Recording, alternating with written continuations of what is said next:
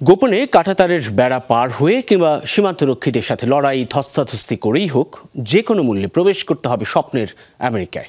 যুক্তরাষ্ট্র মেক্সিকো সীমান্তে এমনই মরিয়া অভিবাসন প্রত্যাশীরা। ছোট ছোট সন্তান নিয়েই বিশাল সীমান্ত এলাকার এই প্রান্ত থেকে ও প্রান্তে ছুটছে একটুখানি সুযোগের সন্ধানে। তাদের ঠেকাতে হিমশিম দশা মার্কিন বর্ডার গার্ডস সদস্যদের।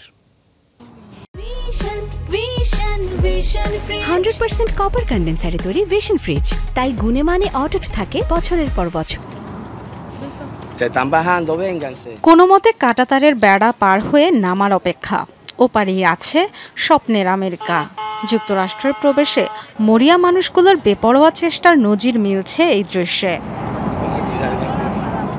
Texas department of public safety DPS প্রকাশ করেছে এরিয়াল ফুটেজটি, যেখানে দেখা যাচ্ছে কাঁটাতার পেরিয়ে সীমান্ত পাড়ি দিতে চাইছে একদল অভিবাসন প্রত্যাশী। মধ্য আমেরিকার বিভিন্ন দেশ থেকে মেক্সিকো সীমান্তে জড়ো হয়েছেন তারা। নিউ মেক্সিকোর সান্টা টেরেসার কাছাকাছি স্থানটি থেকে চলছে টেক্সাসে প্রবেশের চেষ্টা। কাঁটাতারের বেড়া কেটে দেয়াল টপকে যেভাবেই হোক যুক্তরাষ্ট্রে ঢুকতে চায় তারা। এভাবে ঢুকতে গিয়ে আহতও হচ্ছেন অনেকে। দলটিকে দেখে ছুটে গেল যুক্তরাষ্ট্রের বর্ডার গার্ডস সদস্যরা। তাদের সাথে ধস্তাধস্তি, মই নিয়ে টানাটানি বাদ যায়নি কিছুই। এমনকি অপর প্রান্ত থেকে বর্ডার গার্ডস সদস্যদের চোখে বালি আর ইটপাটকেল ছোড়ার ঘটনাও হচ্ছে।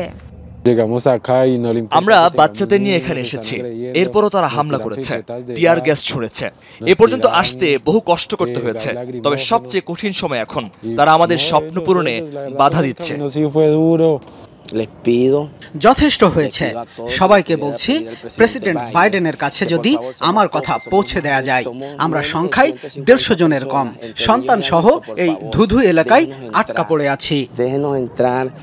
গত 7 মাসে কেবল এল পাসো ও আশপাশের এলাকা থেকে আটক করা হয়েছে প্রায় 1,39,000 অভিবাসন প্রত্যাশীকে।